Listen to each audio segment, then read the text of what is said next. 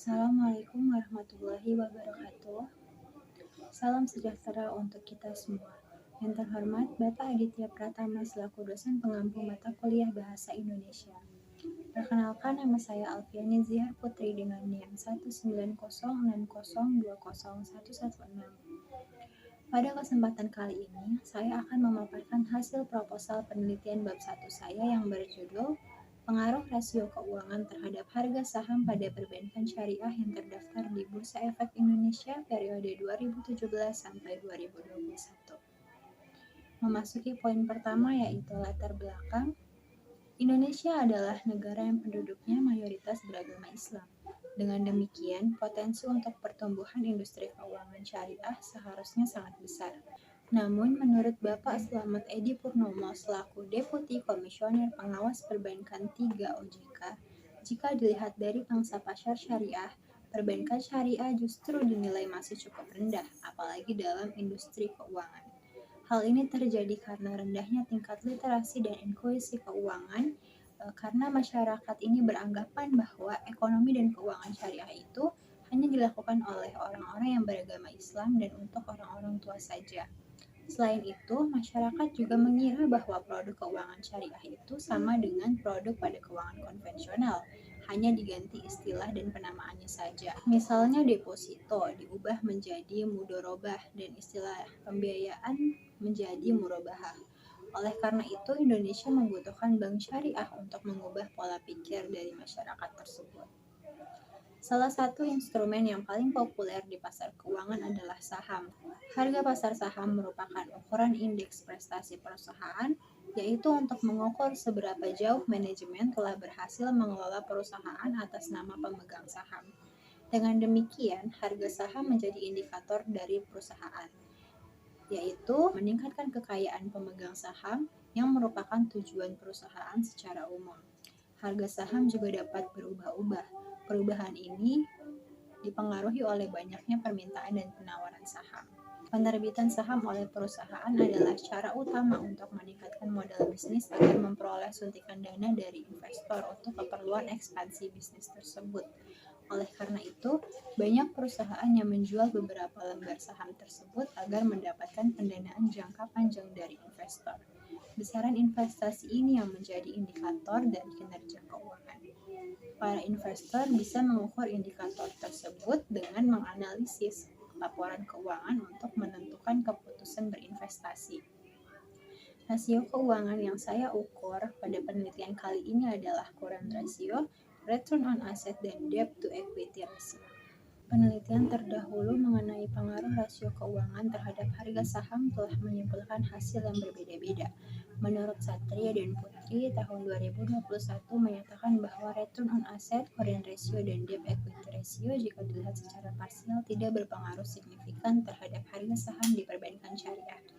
Namun, jika dilihat secara simultan, return on asset, current ratio, dan debt equity ratio berpengaruh signifikan terhadap harga saham di perbankan syariah yang terdaftar di Bursa Efek Indonesia.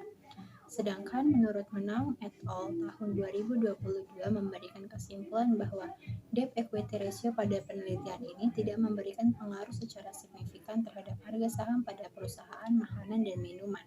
Berbeda dengan variabel return on asset, earning per share, current ratio, dan total asset turnover, jika dilihat secara parsial memiliki pengaruh yang signifikan terhadap harga saham pada perusahaan makanan dan minuman.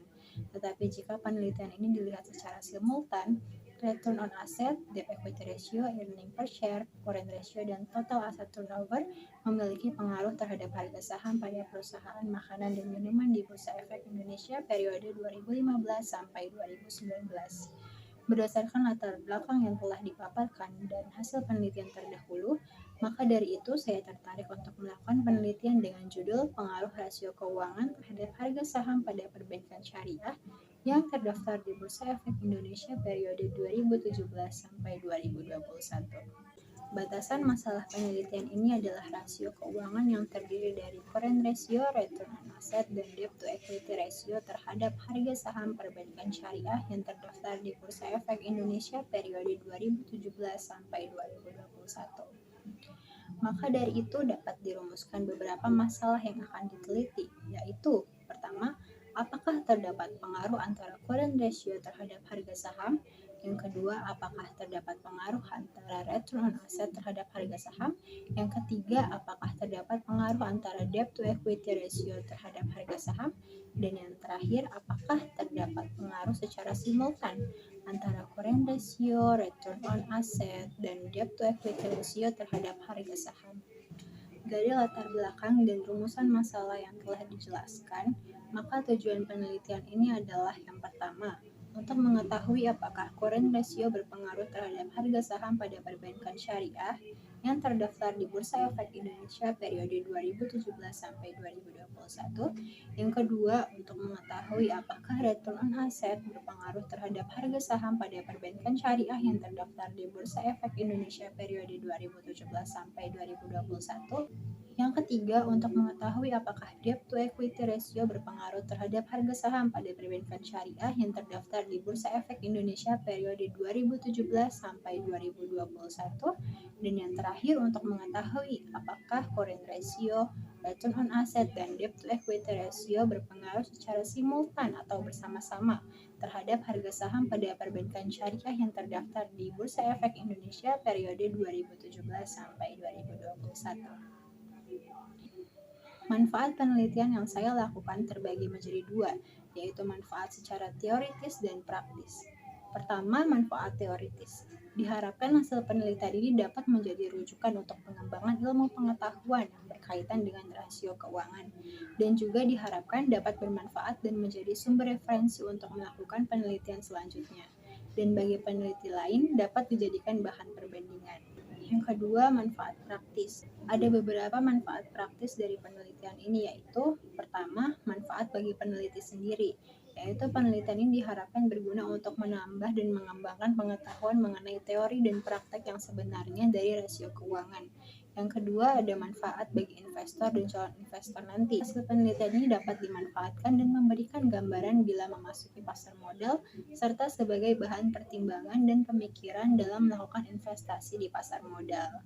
Yang ketiga, manfaat bagi pembaca, yaitu penelitian ini dapat memberikan gambaran serta pengetahuan tentang bagaimana pengaruh rasio keuangan terhadap harga saham pada perbankan syariah yang terdaftar di Bursa Efek Indonesia. Alhamdulillah, pemaparan hasil proposal penelitian bab 1 saya sudah selesai. Terima kasih atas waktunya. Ada jendela yang berjumlah 5. Kalau tak bersuah, semoga materi bisa diterima. Kurang lebihnya mohon maaf. Wassalamualaikum warahmatullahi wabarakatuh.